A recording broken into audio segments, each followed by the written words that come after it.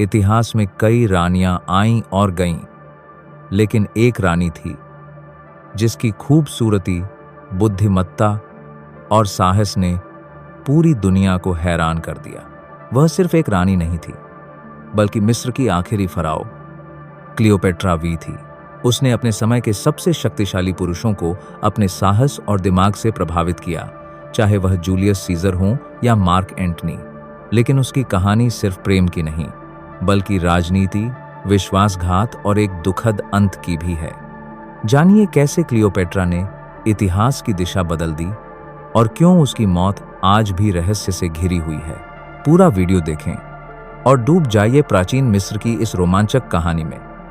मिस्र की आखिरी रानी क्लियोपेत्र वी की कहानी बहुत दिलचस्प है। उसका जन्म 59 ईसा पूर्व में हुआ था और वह टॉलेमी राजवंश की सदस्य थी, जिसने सिकंदर महान, अलेक्जेंडर द ग्रेट की मृत्यु के बाद मिस्र पर राज किया। क्लियोपेत्र बहुत बुद्धिमान और महत्वाकांक्षी थी। कहा जाता है कि वह कई भाषाएं बोल सकती थी और उसे राजनीति और कूटनीति का गहरा ज्ञान था। 18 साल की उम्र में उसने अपने पिता की मृत्यु के बाद अपने छोटे भाई टॉलेमी टीआईआई के साथ मिलकर मिस्र का शासन संभाला। लेकिन जल्द ही उनके बीच सत्ता को लेकर संघर्ष शुरू हो गया। इसी दौरान रोम के सबसे शक्तिशाली जनरल जूलियस सीजर मिस्र आए। क्लियोपेत्र ने अपनी बुद्धिमत्ता का इस्तेमाल किया और सीजर का समर्थन पाने में कामयाब रही। एक प्रसिद्ध कहानी के अनुसार वह एक कालीन में छिपकर सीजर के सामने लाई गई थी।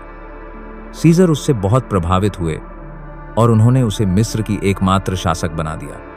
क्लियोपेत्र और सीजर के बीच प्रेम संबंध भी था और उनका एक बेटा था जिसका नाम सीजरियन था। जूलियस सीजर की हत्या के बाद क्लियोपेत्र को एक और शक्तिशाली रोमन जनरल मार्क एंटनी का साथ मिला। एंटनी को भी क्लियोपेत्र की बुद्धिमत्ता और आकर्षण ने बहुत प्रभावित किया। वे दोनों एक दूसरे के प्यार में पड़ गए और उनके 3 बच्चे हुए। उनकी यह साझेदारी न केवल प्यार पर आधारित थी, बल्कि राजनीतिक रूप से भी मजबूत थी। वे दोनों मिलकर रोम के खिलाफ अपनी ताकत बढ़ा रहे थे। लेकिन रोम में मार्क एंटनी के प्रतिद्वंद्वी ऑगस्टस, जिन्हें ऑक्टेवियन भी कहा जाता है, ने उनके खिलाफ युद्ध छेड़ दिया। एक्टियम की लड़ाई में ऑक्टेवियन ने एंटनी और क्लियोपेत्र की संयुक्त सेना को हरा दिया।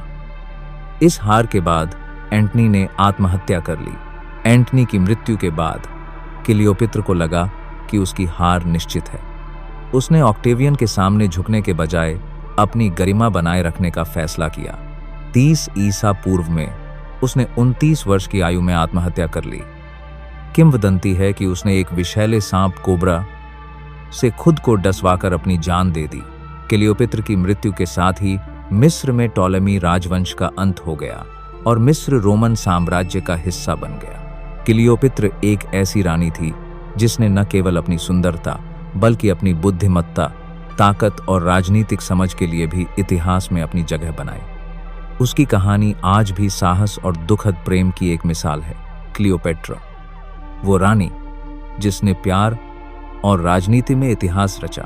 उसकी कहानी हमें सिखाती है, कभी भी अपनी ताकत और इरादों को कम मत आंको।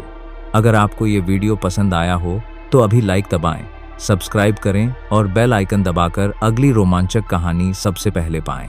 आपको क्लियोपेट्रा की कहानी कैसी लगी? कमेंट में ज़रूर बताएं।